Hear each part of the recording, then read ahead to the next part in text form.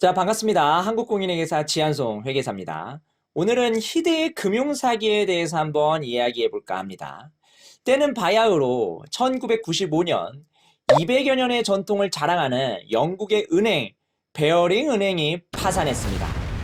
이 은행으로 말할 것 같으면 미국이 프랑스로부터 루이지애나를 살 때 그 돈도 빌려줬었고 영국의 여왕 폐하의 은행으로까지 불리우면서 영국 왕실도 자주 애용하는 그런 은행이었습니다. 이런 엄청난 은행이 닉 리슨이라는 단 한 명의 트레이더로 인해서 망해버렸는데 이게 영화로도 나왔습니다.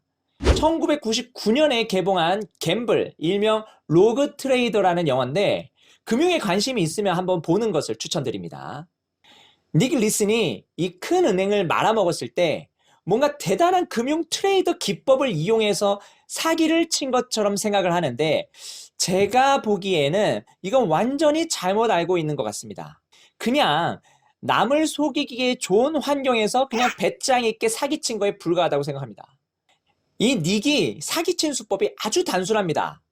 1990년대 초반 그 당시에는 금융의 전산화가 발달되기 전이라서 내부 통제 시스템이 굉장히 미비했습니다.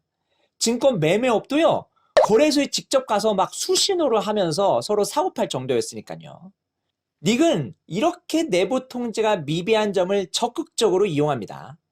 닉이 싱가포르 지점의 선물거래 회사에서 일할 때 88888이라는 아무도 감시하지 않는 깡통 계좌를 이용해서 트레이더를 하면서 손실 나는 부분은 모조리 이 깡통 계좌로 인식하게 하고 이익이 나는 부분만 일반 고객 계좌로 관리했습니다. 쉽게 말해서 잃은 돈은 안 보여주고 딴 돈만 보여준 겁니다. 딴 돈만 보여주니까 당연히 회사에서는 잘한다고 생각하고 보너스도 막 몇 억씩 쥐어줍니다. 닉이 진짜로 트레이더를 정말 잘했다면 손실 계좌에 손실 금액이 이렇게 계속 쌓이지는 않았을 겁니다. 닉은 고객의 돈을 단순 도박하듯이 흥청망청 써댔는데 여러분, 결국 얼마의 손실이 이 계좌에 쌓인지 아십니까? 최종적으로 우리나라 돈으로 약 1.5조 원이 쌓이는데 이 금액이요, 베어링 은행의 그 당시 자기 자본의 2배에 해당하는 것인데 쉽게 말해서 베어링 은행이 가지고 있는 순 재산의 2배의 손실을 입은 겁니다. 결국 베어링 은행은 파산에 이르고요. 네덜란드의 ING 그룹에 단 1파운드에 매각됩니다. 이렇게 만든 장본인인 닉 리슨이 계속 손실을 숨기다가 두 손 두 발 다 들게 만드는 손을 쓸 수 없는 수준에 이르게 한 사건이 있는데요. 요걸 소개시켜 드리도록 하겠습니다.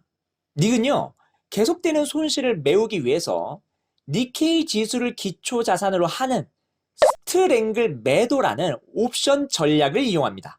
스트레드 매도 전략을 간략하게 설명하면 이렇습니다.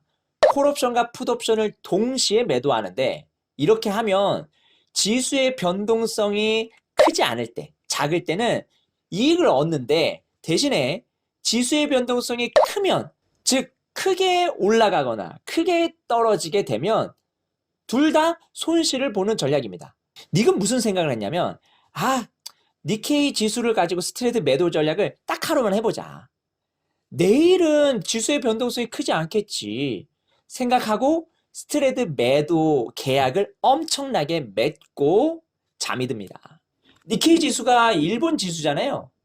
다음날 일본에서 고베 대지진이 발생합니다. 당연하게도 니케이 지수는 폭락을 하고요. 그 폭락으로 인해서 이 스트레이트 매도 전략으로 손실이 어마어마하게 발생합니다. 그런데 닉은 여기서 멈추지 않습니다. 니케이 지수가 회복하겠지, 올라가겠지 라고 생각을 하고 선물 매수 계약을 했는데 결국 선물 만기까지 지수는 회복되지 않습니다. 닉은 베어링 은행이 손실을 보도하기 3일 전에 이미 도망가 버렸고 결국 얼마 못 가서 공항에서 체포되긴 합니다. 그리고 징역형을 선고받는데 6년 6개월을 선고받습니다. 초대형 은행 하나 말아먹은 것 치고는 굉장히 징역형이 낮다고 생각되네요. 어찌됐든 이 사건을 계기로 해서 금융업계의 내부 통제 시스템에 심각한 문제가 있음이 전 세계에 알려졌고요. 이를 개선하기 위한 작업은 현재도 진행 중에 있습니다.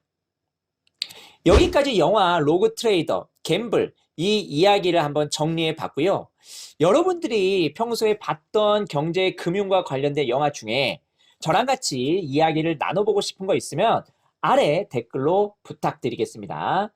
지금까지 시청해주신 여러분들 대단히 감사드립니다. 다음 시간에 또 재밌는 이야기로 찾아뵙도록 하겠습니다.